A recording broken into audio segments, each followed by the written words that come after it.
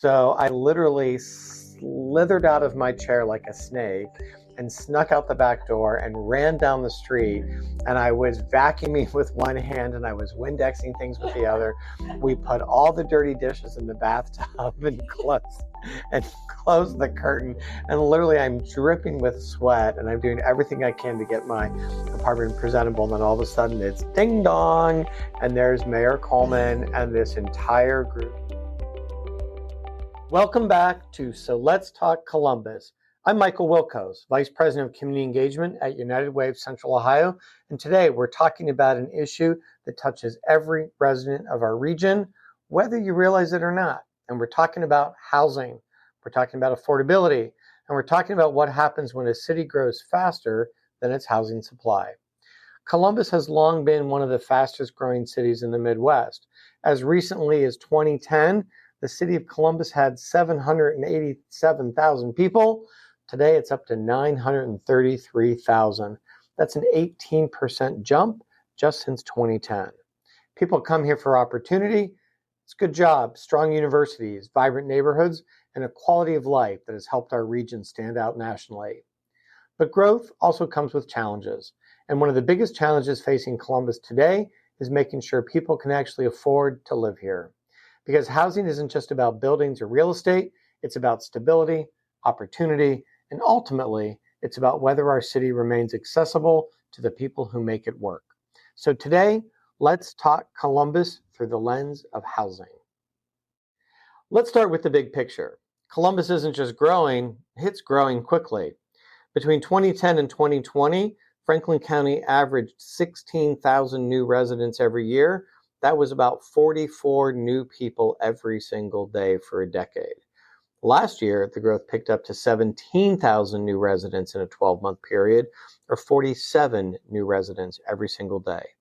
And when people move to a city, they all need the same basic thing, a place to live. Now, here's where the challenge begins. For years, Columbus has not been building enough housing to keep up with population growth, and when demand rises faster than supply, prices rise. Let me put that into a perspective a third grader might be able to understand. As recently as 2010, we had 107 housing units for every 100 households. That's a fairly good housing market, meaning at any given time, there are 7 housing units sitting available in the marketplace by price, tenure, and location. By 2020, we were down to just 102 housing units for every 100 households. What I think happened between that 10-year period is the conversation in our community dramatically shifted, where at one point we would talk about the term affordable housing, which is often a complex tool with income guidelines and set up by household size that people don't really fully understand what affordable housing means. Just reverse the order of affordable housing to housing affordability. And by 2020, everybody was talking about housing affordability. Given the population growth of the region and the underbuilding of housing, we are on track to have just 96 housing units for every 100 households by the end of the decade, meaning the tight housing market that we are all experiencing is predicted to get even tighter. This is why home prices have increased so dramatically, rents have climbed all across the region, and many families are finding it harder to find housing within their budgets. But this isn't just a Columbus issue. Every growing city across the country is facing a similar challenge. But the difference is that Columbus is growing faster than any other Midwestern city, and clearly we're growing much faster than the U.S. average, and that makes the pressure here especially intense. I have good news to share. In the mayor's State of the City address in early March, he was able to release 2025 housing construction permitting data. And what we saw across the city of Columbus was a 50% increase in housing production in 2025, with more than 9,100 housing permits issued just within the city of Columbus. That is more housing that has been built in any year in at least a quarter of a century. While the city of Columbus was up 50% in residential permits, the region was up just 17%, meaning all of the increase in housing production across our region happened within the city limits of Columbus. This is due in many parts because Columbus has achieved zoning reform. First phase of Zone In was completed in 2024, which increased the allowable number of housing on our commercial corridors to go from 6,000 units to 88,000 units. But also the city of Columbus rolled out a whole series of incentives to get more housing production within the city limits. And what we saw in 2025 is the market responded favorably. We have a regional goal to create 200,000 additional units of housing in the next decade. The city of Columbus has committed half of that goal, or 100,000 units. What's really encouraging about the 2025 data is that with 9,116 permits issued within the city of Columbus, Columbus is within a hand's reach of meeting its annual goal of delivering 10,000 units of housing per year. The challenge is the remaining part of the metropolitan region is trailing the city of Columbus's leadership, where only 6,700 permits of housing were issued outside of the city of Columbus. Let me put that into perspective a little easier.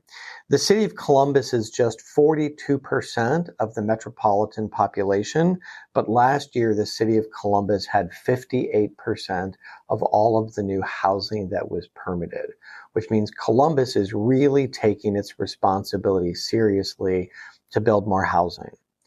In addition, things like Zone In, which increase the allowable number of housing units to be built along our transit corridors, is helping us save farmland on the urban periphery. It's re-urbanizing existing neighborhoods and creating mixed-use, walkable, transit-oriented communities in many places, just like they once were.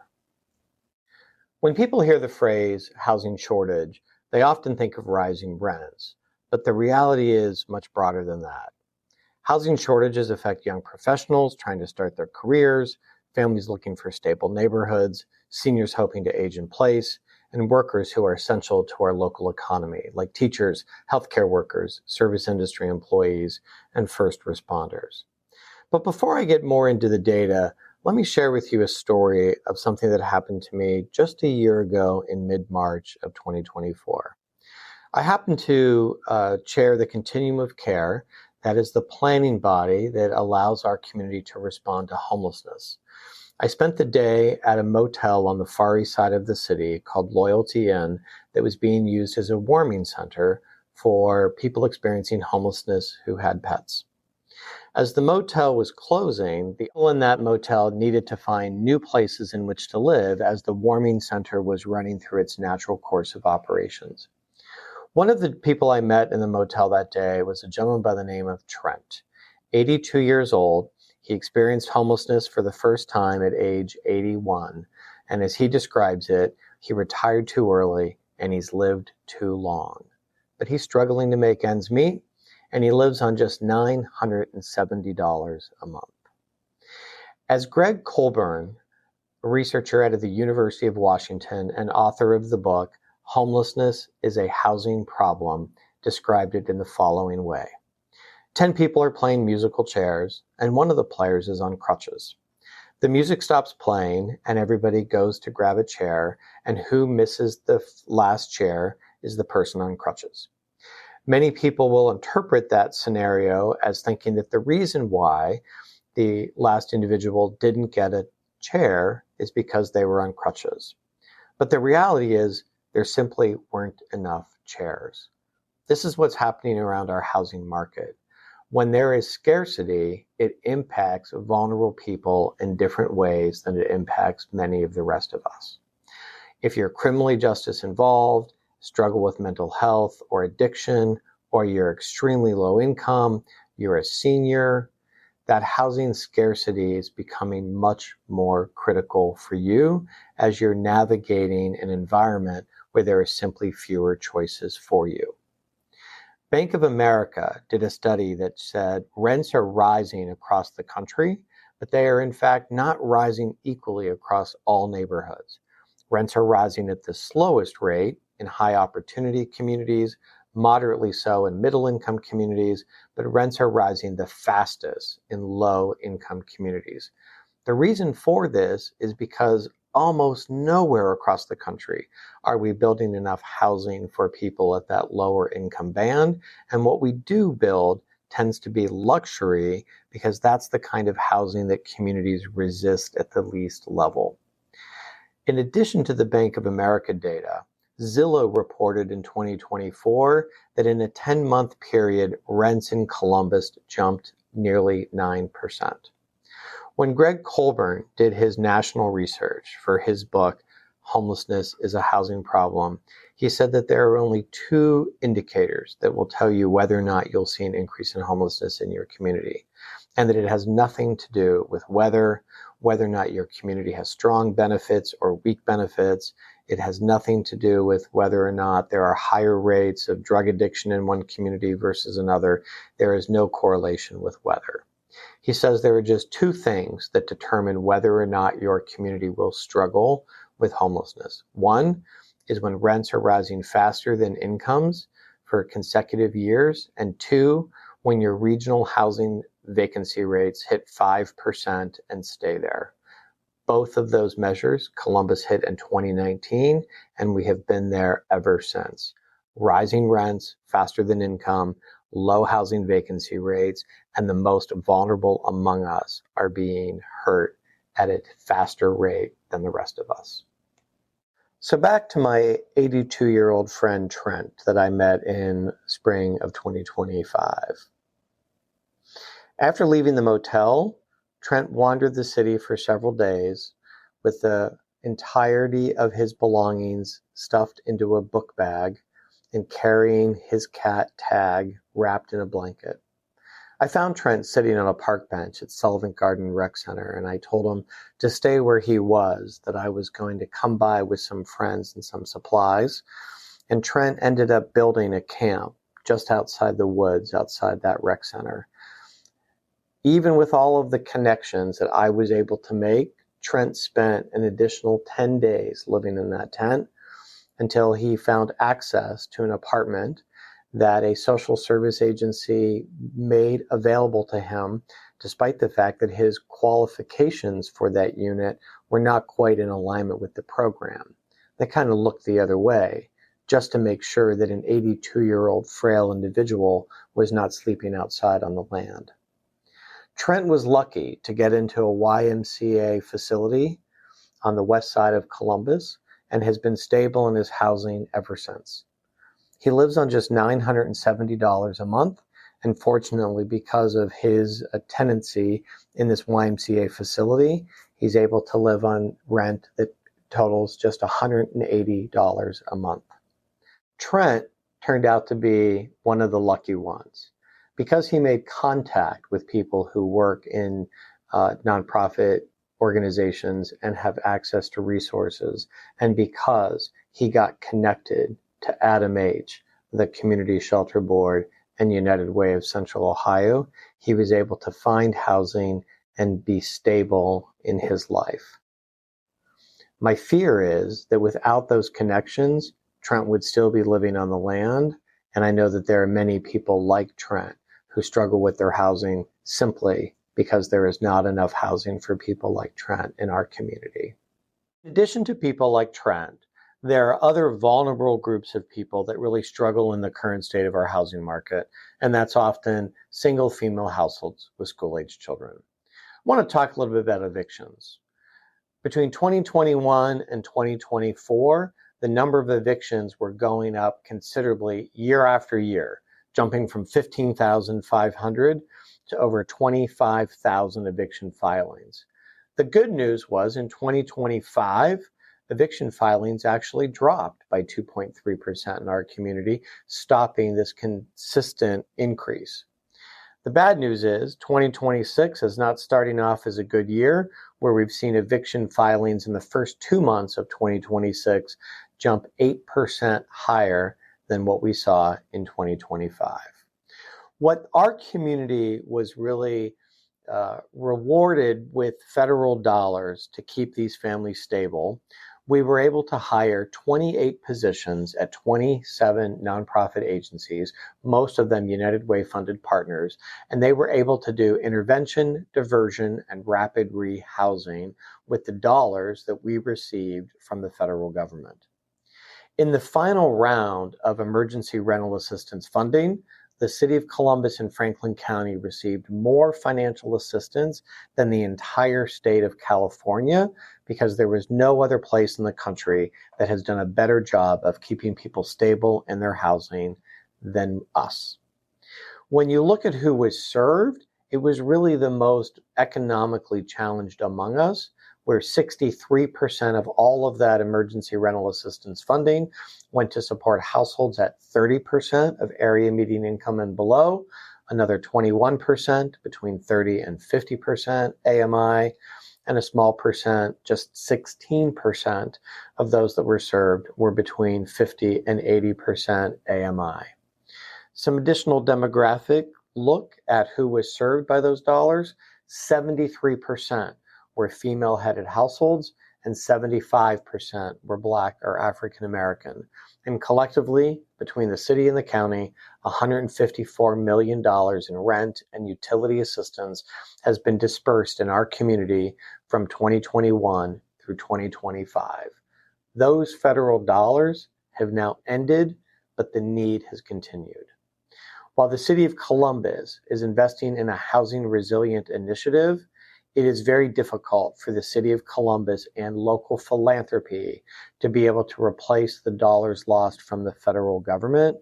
But the need in our community, as evidenced by what's happening so far in 2026, shows that the need is only growing greater. One of the groups that often goes unnoticed in the conversations around housing scarcity and undersupply, and that is children. As an example, in 2025, Columbus City Schools Project Connect served 3,000 unique individual students who experienced homelessness at some point in time during that calendar year. This is why housing stability is one of the core focus areas of United Way's Success by Third Grade movement, because if you're not stable in your housing, you won't be stable in your education.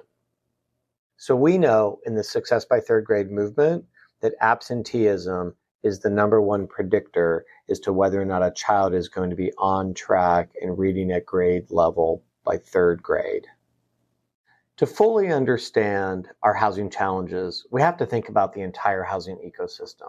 Housing supply is influenced by several factors: zoning and land use policies, construction costs, labor shortages in the building trades, infrastructure and transportation access, and the availability of financing for development. All of these factors determine how quickly and how affordably new housing can be built. Cities like Columbus are beginning to explore a range of solutions, some focused on increasing housing supply, including building more apartments and mixed-use developments, allowing different housing types like duplexes, townhouses, and accessory dwelling units, and encouraging development near transit lines and job centers. Others are focused on preserving existing housing so that long-term residents can remain in their neighborhoods. Please join in at our next episode, where we will interview Aaron Prosser, Assistant Director of Housing Affordability Strategies for the City of Columbus. So if you take one thing away from today's episode, let it be this: housing isn't just about where we live. It's about our economy, it's about our schools, and it's whether or not we're going to see people experiencing homelessness on the streets of our city. Columbus is growing, and how we respond to that growth will determine the future of our region. Because understanding the challenge is only the first step. Preparing for it is the real work. Thanks for listening to So Let's Talk Columbus. If this conversation made you think, share it. If it challenged you, good. If it made you proud, even better. Until next time, remember, there's not a problem Columbus can't fix. So I had the opportunity to have my apartment on the first downtown living tour because Mayor Coleman at the time really wanted to promote downtown living. What year? Oh, this had to have been mid-2000s. And I go to a meeting in City Hall, and whenever I'm in the presence of an elected leader, I'm always inspired and in awe. And as I'm sitting in this meeting with the mayor of our city, he says, well, at the end of the meeting, we're all going to walk down and take a look at Michael Wilkos's place. And no one had told me that they were going to come look at my apartment. And I'm not the neatest of housekeepers. And I also had a roommate who worked a night job. So I literally slithered out of my chair like a snake and snuck out the back door and ran down the street. And I was vacuuming with one hand and I was Windexing things with the other. We put all the dirty dishes in the bathtub and closed the curtain. And literally I'm dripping with sweat and I'm doing everything I can to get my apartment presentable. And then all of a sudden it's ding dong. And there's Mayor Coleman and this entire group of dignitaries. But I got ready in a matter of minutes. Oh God, I would die. Wow. That's my story of hosting the mayor at my house.